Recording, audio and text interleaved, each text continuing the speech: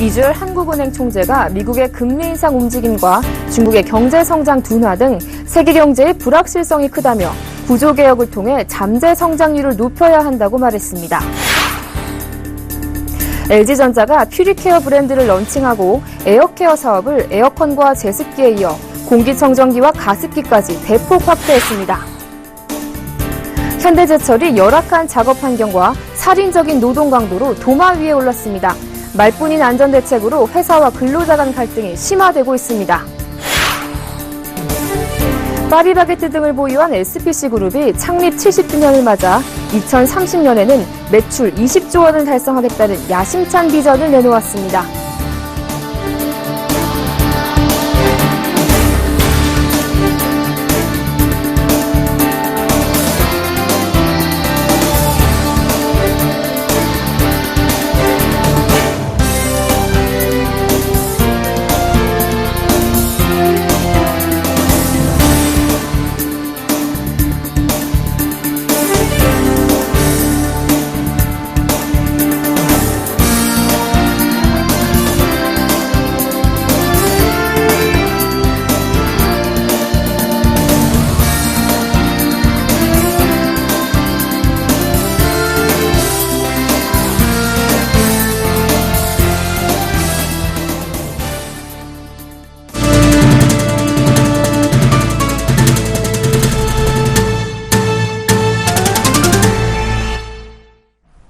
여러분 안녕하십니까? 28일 수요일 생경제 현장 오늘의 주요 뉴스입니다. 어제 진웅석 금융감독원장에 이어 오늘 이주열 한국은행 총재도 빚으로 연명하는 부실기업에 대한 구조조정을 강조하고 나섰습니다. 이주열 총재는 오늘 오전 한은 본관에서 열린 경제동향 간담회에서 세계 경제의 불확실성을 언급하며 구조개혁을 통해 잠재 성장률을 높이고 미래 성장 산업을 발굴해가는 것이 무엇보다 중요한 과제라고 말했습니다. 이 자리에서 이 총재는 미국의 금리 인상 움직임과 중국의 경제 성장 둔화 등 이른바 G2 리스크를 대표적인 불확실성으로 꼽았습니다. 특히 미국의 금리 인상 시기와 관련해 12월이 될지 내년으로 넘어갈지 무척 불확실한 상황이라며 미 연방공개시장위원회의 10월 정례회의를 주시하고 있다고 밝혔습니다. 한편 이 총재는 중국 경제의 성장세 둔화에 대해서는 비교적 낙관적인 견해를 피력했습니다. 중국 경제가 둔화되고 있지만 중국 정부가 일정 수준의 성장을 유지하기 위해 적극 노력하는 점을 비춰보면 일부에서 우려하듯이 경착륙 가능성은 낮다는 것입니다. 한국판 블랙 프라이데이가 끝나자마자 유통업계가 또다시 대규모 할인 행사에 나섭니다. 이번에는 개점 기념입니다. 국내 주요 백화점과 대형마트의 개점일은 10월 말부터 12월 초 사이에 몰려 있습니다. 개점 22주년을 만든 이마트는 내일부터 한 달 동안 4,200여 개 품목에 걸쳐 할인 행사를 진행합니다. 특히 계란과 밤고구마, 냉장 삼겹살 등 14개 품목은 연중 최저가에 판매될 예정입니다.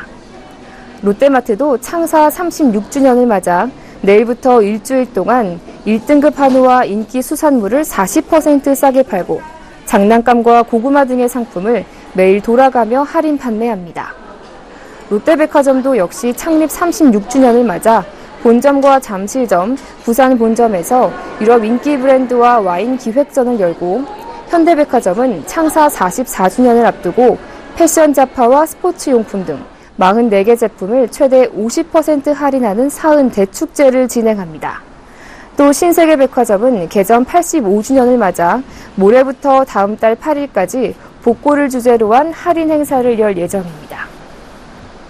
지난 9월 카카오로 사명을 변경하고 2기 카카오의 문을 연 임지훈 카카오 대표가 모바일을 기반으로 사람과 서비스를 연결해 가치를 제공하는 온 디맨드 서비스에 집중하겠다고 선언했습니다. 양한나 기자가 취재했습니다. 우리가 알고 있던 기존의 모바일이 아닌 온디맨드로 재해석된 모바일을 만들어 나가겠다라는 게 저희 회사의 방향성이라고 이해해 주실 수 있으면 될 것 같습니다. 임지훈 카카오 대표가 27일 제주 첨단과학기술단지의 카카오 본사 스페이스닷원 멀티홀에서 취임 후 가진 첫 기자간담회에서 온디맨드 환경을 통해 과거와는 차원이 다른 기회를 창출할 수 있을 것이라고 강조했습니다. 온디맨드는 이용자의 수요를 모바일로 해결하는 것을 의미합니다. 임 대표는 특히 이용자가 원하면 맞춤형 서비스를 확대하겠다는 의지를 보였습니다. 이를 위해 택시는 물론 콘텐츠, 게임, 광고, 금융 등 모든 실물 경제를 모바일로 연결하겠다고 밝혔습니다. 실물 경제가 다 모바일로 들어온다라고 나한테 가장 맥락이 맞는 광고가 보여지고 그거를 실행하고 경험할 수 있는 것까지가 연결되는 그런 모바일 플랫폼으로 진화를 해야 되는 말씀을 드립니다. 지금까지 모바일 서비스는 기존 PC에서 이용하던 기능들을 모바일로 이식하는 단계였다면 이제는 스마트폰으로 모든 실물 경제 활동이 가능해지는 시대입니다. 이 같은 시대에 발맞춰 카카오는 카카오 택시와 같은 O2O 서비스는 물론 콘텐츠, 검색, 게임, 광고, 금융 등 모든 실물 경제를 모바일로 연결해 이용자가 원하면 언제든 맞춤형 서비스를 제공할 수 있는 세상을 만드는 데 기여하겠다는 생각입니다. 카카오는 스타트업에 대한 지속적인 투자와 파트너들과의 협력 강화를 통해 새로운 모바일 서비스 생태계를 만들어 나가겠다고 강조했습니다. 서울경제TV 양한나입니다. LG전자의 에어컨 브랜드 휘센은 많이들 친숙하실 텐데요. 오늘 LG전자가 휘센에 이어 공기청정기와 프리미엄 가습기를 포함한 새로운 브랜드 퓨리케어를 선보였습니다. LG전자는 에어컨과 제습기에 공기청정기와 가습기로 이어지는 에어케어 풀 라인업을 구축했습니다. 앵커 리포트입니다. LG전자가 에어케어 사업을 에어컨과 제습기에 이어 공기청정기와 가습기까지 대폭 확대해 글로벌 시장 공략에 나섭니다. LG전자는 오늘 LG 트윈타워에서 프리미엄 공기청정기와 가습기의 새로운 브랜드 퓨리케어를 론칭했습니다. 냉난방 및 공기청정, 또 가습, 제습까지 공기질을 위한 전 영역의 토탈 솔루션을 제공하는 에어케어 풀 라인업을 완성하고 선보이게 되었습니다. LG전자는 앞으로 에어컨과 제습기는 휘센 브랜드로 공기청정기와 프리미엄 가습기는 퓨리케어 브랜드로 나눠 에어케어 사업을 펼쳐나갈 방침입니다. 특히 LG전자는 이 같은 차별화 전략으로 현재 10여 개 국가에 불과한 퓨리케어 사업을 3년 이내에 30개 국가로 확대하고 글로벌 판매량도 올해 5배 규모로 확대하겠다는 목표를 세웠습니다. 3년 내에 지금보다 한 수령으로 말씀드리면 한 100만 대 정도 규모까지 사업을 확대를 해서 이 분야에서 명실공히 글로벌한 어떤 사업을 할 수 있는 그런 수준까지 가도록 하는 것이 목표로 가지고 있습니다.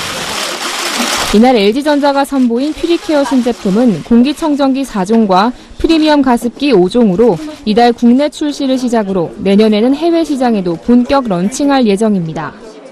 퓨리케어 공기청정기는 국내 최초로 먼지 입자의 지름이 1마이크로미터인 극초 미세먼지를 감지할 수 있는 센서를 적용한 것이 장점입니다. 여기에 사물 인터넷 기능이 처음으로 탑재돼 고객들은 애플리케이션을 통해 외부에서도 스마트폰으로 실내의 공기 상태를 확인하거나 제어할 수 있습니다.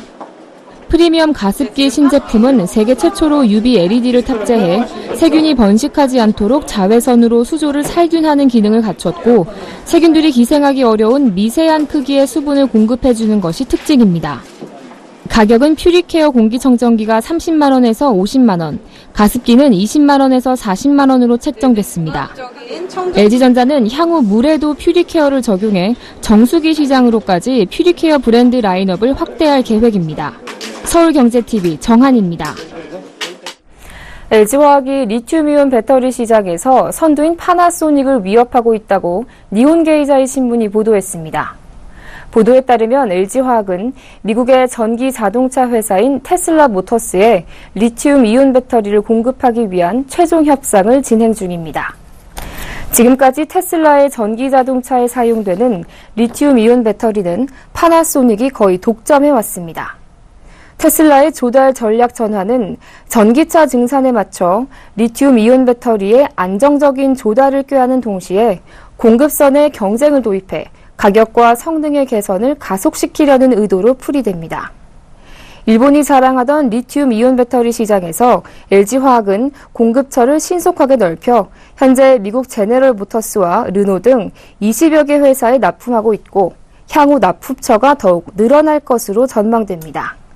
특히 이번에 테슬라에 대한 공급이 확정되면 세계 시장에서 존재감을 한층 높일 것으로 예상됩니다. 형제 간 경영권 분쟁을 빚어온 롯데그룹의 법정 다툼이 오늘부터 본격 시작됐습니다. 서울중앙지방법원은 오늘 오전 신동주 전 일본 롯데홀딩스 부회장이 롯데쇼핑을 상대로 낸 회계장부 열람과 등사 가처분 신청에 대한 신문을 진행했습니다. 신동주 전 부회장이 동생 신동빈 롯데그룹 회장 측을 상대로 낸 3건의 소송 가운데 첫 공판입니다. 경영권 분쟁의 향방에 가장 큰 영향을 끼칠 가처분 신청 결과는 다음 달 중 나올 것으로 보입니다.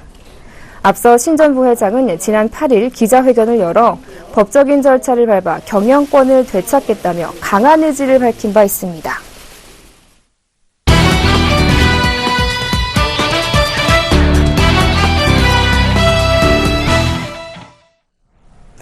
이른바 왕자의 난이라 불리는 롯데가의 집안 싸움이 한층 더 고조되고 있습니다. 롯데그룹 경영권 분쟁 2라운드가 법정에서 시작됐는데요. 소송과 관련된 관전 포인트를 보도국 김혜영 기자와 함께 자세히 알아보겠습니다. 안녕하세요. 네, 안녕하세요. 네, 이 롯데그룹의 경영권 갈등을 두고 오늘 첫 공판이 열렸습니다. 이 양측의 치열한 공방이 예상되는데 우선 어떤 소송들이 제기됐죠? 네, 그렇습니다. 이 롯데가의 경영 분쟁을 둘러싼 소송은 총 3가지입니다. 오늘 그 첫 번째 공판이 열렸는데요. 이번 심리에서는 롯데쇼핑 회계장부 열람 등사 가처분 신청이 있었습니다. 나머지 2가지는 호텔 롯데와 롯데호텔 부산의 신동주 이사 해임에 관한 손해배상 청구 소송과 신격호 일본 롯데홀딩스 대표이사 해임에 관한 무효 소송입니다. 이 3가지 소송은 신동주 전 부회장의 본인은 물론이고 부친 신격호 롯데그룹 총괄회장에 대한 해임이 부당하다는데 초점이 맞춰져 있습니다. 네, 아무래도 첫 법정 공방이기 때문에 이 경영권 분쟁의 향후 분위기를 결정하는 키포인트가 될 것 같은데요. 오늘 소송에서 양측의 입장은 어땠습니까? 네, 이번 가처분 신청을 두고 신동주 전 부회장 측의 입장은 주주로서 회계장부를 볼 권리가 충분히 있다라고 주장하고 있습니다. 이번 소송이 기각된다면 신동주 전 부회장의 공격이 무뎌지겠지만 받아들여진다면 이야기는 달라집니다. 신동빈 회장을 상대로 중국 사업이 부실했다라는 공세가 본격화될 것으로 보이고요. 일본 롯데홀딩스 종업원 지주회의 마음을 돌릴 수 있는 계기가 마련되게 됩니다. 최근 신동주 전 부회장은 언론사 순방을 다니며 동생인 신동빈 회장이 엄청난 중국 사업 부실을 일본 롯데홀딩스의 자금을 끌어들여 메우려 했다라는 의혹을 제기한 바 있는데요. 이는 신동빈 회장이 주도한 중국 사업에서 롯데백화점과 롯데마트가 고전하며 큰 투자 손실을 낸 사실을 강조하는 동시에 이 신 회장의 경영 능력이 떨어진다는 것을 부각하려는 의도로 보입니다. 반면 신동빈 회장 측은 신 총괄 회장이 대표이사로 경영자료 열람이 가능한데도 소송을 진행한다며 경영권을 노린 트집잡기용이라고 반박하고 있습니다. 중국 사업 손실이 있기는 하지만 어떤 사업에서도 발생할 수 있는 일반적인 것임에도 쟁점화하려는 의도가 불순하다는 반응인데요. 롯데쇼핑은 가처분 신청이 받아들여질 것에 대비해 한동안 관련 회계 자료 준비에 박차를 가한 것으로 알려져 있습니다. 네, 그렇다면 두 번째 제기된 소송은 또 어떤 것이죠? 네, 이 가처분 신청에 이어서 2번째 제기된 소송은 신동주 전 부회장이 신격호 총괄회장의 위임을 받아 국내 법원에서 롯데호텔과 롯데호텔 부산 이사 해임과 관련해 손해배상 청구 소송을 제기를 했습니다. 상당한 지분을 가지고 있는 자신에 대한 해임이 부당하기 때문에 이사직 복귀는 물론이고 해임에 따른 손해배상까지 받겠다는 취지인데요. 다시 말해 신동빈 회장이 경영권을 차지하려는 목적으로 자신을 부당하게 해고했다라는 주장입니다. 그러나 롯데그룹에서는 적법한 절차를 거친 정당한 결정이었다고 맞서고 있습니다. 이 소송은 현재 아직 길이 잡히지 않은 상황입니다. 네, 아무래도 이 세 가지 소송 중에서 가장 큰 관심을 모으고 있는 것이 그 신동주 전 일본 롯데홀딩스 부회장이 일본 법원에서 낸 그 소송일 텐데요. 신격호 총괄회장의 일본 롯데홀딩스 대표이사 해임에 대한 무효 소송이잖아요. 네. 관전 포인트는 어떻습니까? 네, 그렇습니다. 사실상 세 가지 소송 중 가장 키포인트가 되는 부분은 신격호 총괄회장의 일본 롯데홀딩스 대표이사 해임에 관련된 무효 소송입니다. 가장 큰 관전 포인트는 건강 이상과 관련된 부분이 될 것 같은데요. 지난 7월 28일이었죠. 신동빈 회장이 이사회를 열어 신 총괄회장의 건강상의 이유를 들어 대표이사를 해임했기 때문입니다. 이를 고려해 신동주 전 부회장의 움직임도 굉장히 바쁩니다. 최근 신 총괄회장을 데리고 서울대병원에 가서 건강 체크를 하는가 하면 이동 과정에서 휠체어를 타지 않고 지팡이를 짚고 걷는 모습을 언론에 공개하는 등 건강상의 이상이 없다라는 메시지를 대내외에 알리고 있습니다. 반면 롯데그룹은 신 총괄회장의 건강 이상설과 관련해 가타부타 언급을 삼가하고 있는 상황인데요. 94세 고령인 신 총괄회장의 건강 이상설을 기정사실로 받아들이는 분위기입니다. 네, 이 소송이 향후 경영권 분쟁에 향배를 가를 수 있다는 분석도 있던데요. 네, 그렇습니다. 아무래도 이 세 번째 소송은 신 총괄회장을 둘러싸고 있는 건강 공방과 관련된 부분은 물론이고요. 가장 더 중요한 부분에 있어서는 향후 일본과 한국의 롯데그룹의 미래를 점쳐볼 수 있는 중요한 소송이 될 것으로 보입니다. 이 판단의 키를 쥐고 있는 일본 법원이 신격호 총괄회장이 건강하다고 보고 롯데홀딩스 경영 능력을 인정해 해임이 무효라고 판단한다면 사실상 거세질 후폭풍을 피해갈 길이 없습니다. 특히 이번에 롯데홀딩스를 장악한 신동빈 회장의 지배력이 흔들릴 수밖에 없을 텐데요. 신격호 총괄회장이 경영에 복귀한다면 종업원 지주회가 신동빈 회장 지지를 철회하고 신동주 전 부회장이 장악한 광윤사와 연합할 가능성이 있어서 신동주 회장이 동생을 밀어내고 일본과 한국의 롯데그룹을 지배하는 최고 경영진의 교체까지도 가능해집니다. 네, 오늘 첫 공판이 열린 롯데가 소송 분쟁에 대해서 보도국 김혜영 기자와 함께했습니다. 오늘 말씀 잘 들었습니다. 고맙습니다.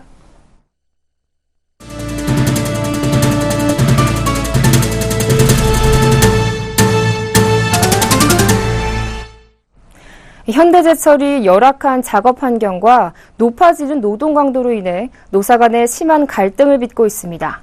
특히 현대제철은 작업 환경 개선을 약속하고도 대책 마련을 1년 이상 미뤄 근로자들의 안전 위협을 키우고 있다는 지적이 나오고 있습니다. 이보경 기자입니다. 현대제철 순천 공장은 지난 4월 설비를 업그레이드했습니다. 그 후 용융 아연도금 라인의 생산 속도가 빨라져 생산량이 대폭 증가했습니다.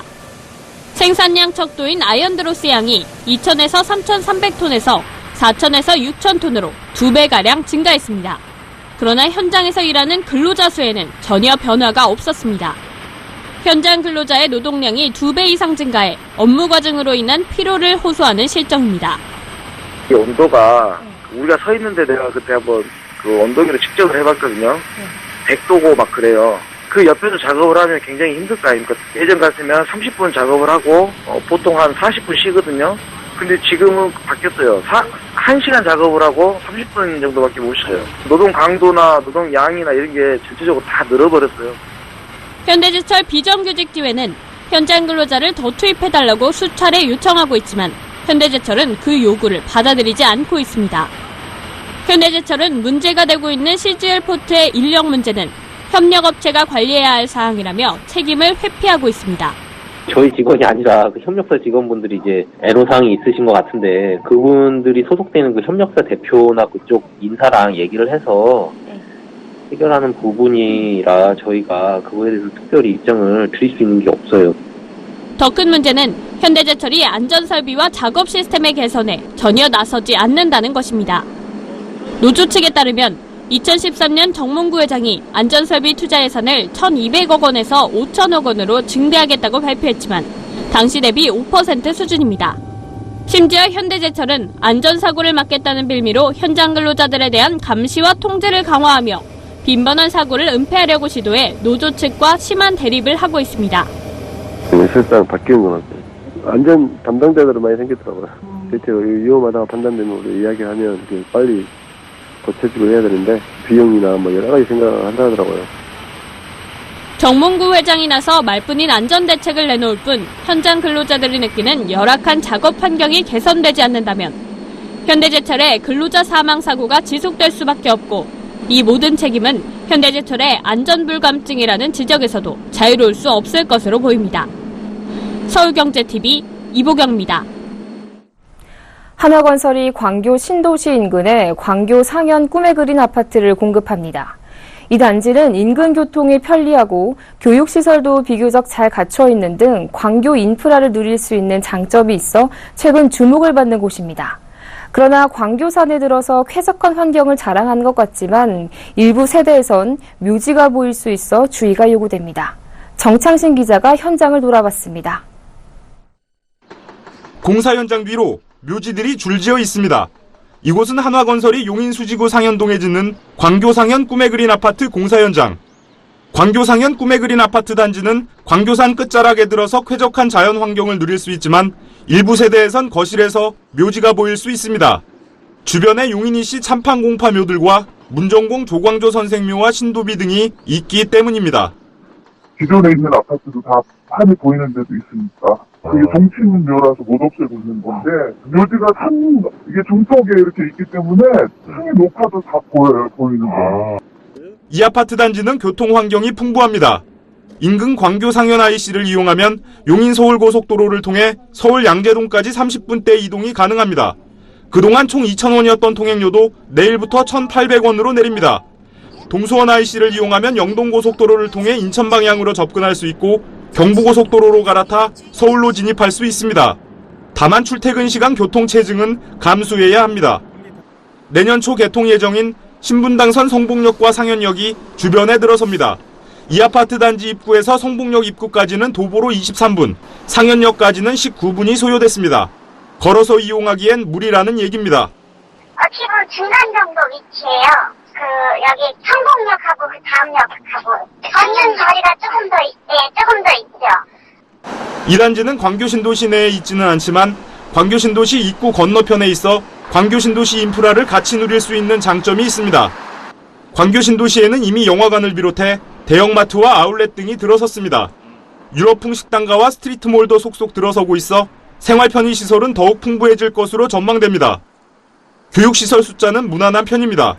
이 단지에서 매봉초등학교와 심곡초등학교는 도로를 건너지 않고도 통학이 가능합니다. 그러나 서원고등학교와 상현고등학교, 상현중학교 등은 대로를 건너야 갈 수 있는 불편함이 있습니다. 광교상현 꿈에 그리는 지하 2층에서 지상 20층, 8개 동, 전용 면적 84에서 119제곱미터, 총 639세대 규모입니다. 서울경제TV 정창신입니다. 면세점 대전이 치열해지면서 인력 이동이 활발하게 진행되고 있습니다.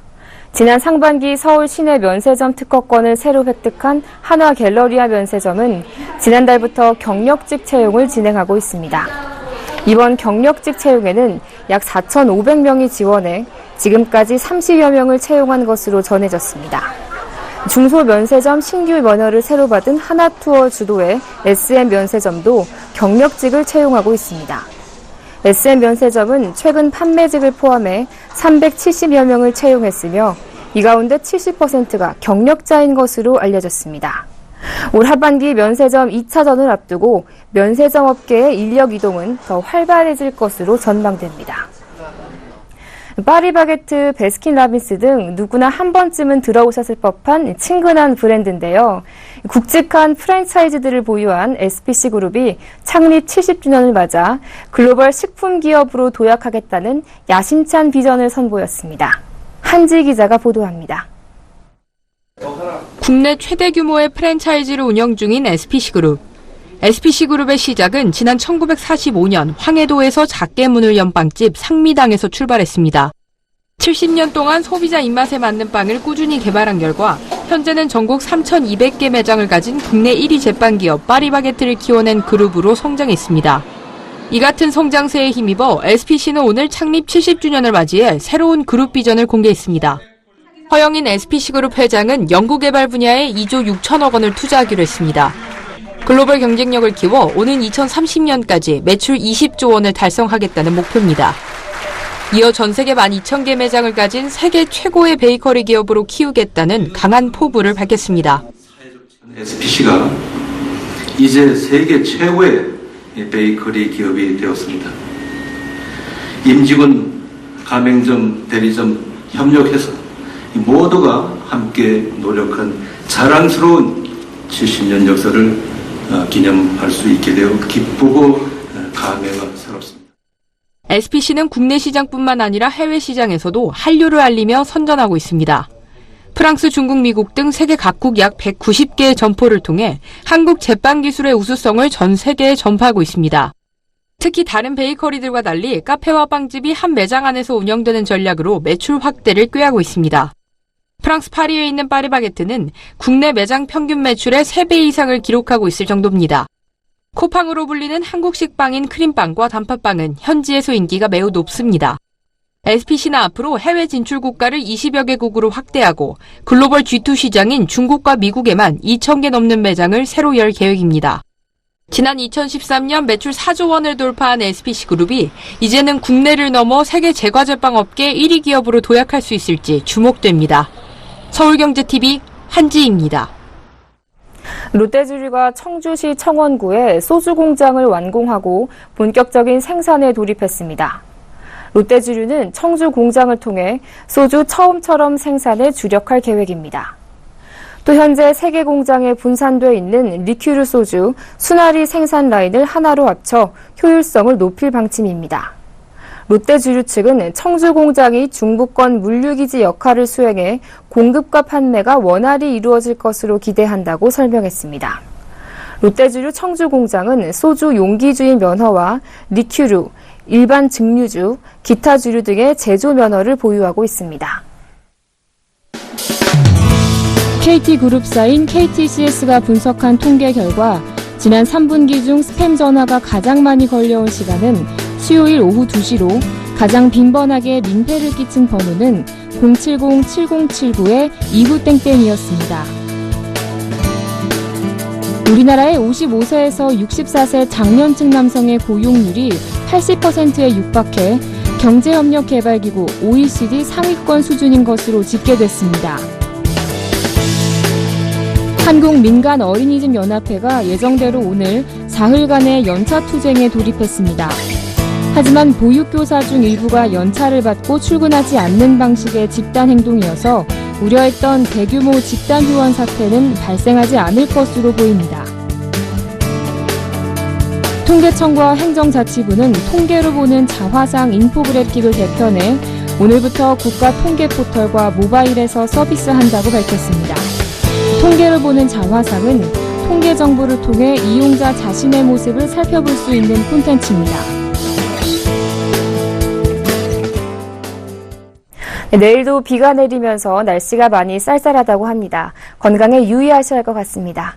생경제현장 여기서 마칩니다. 시청해주신 여러분 고맙습니다.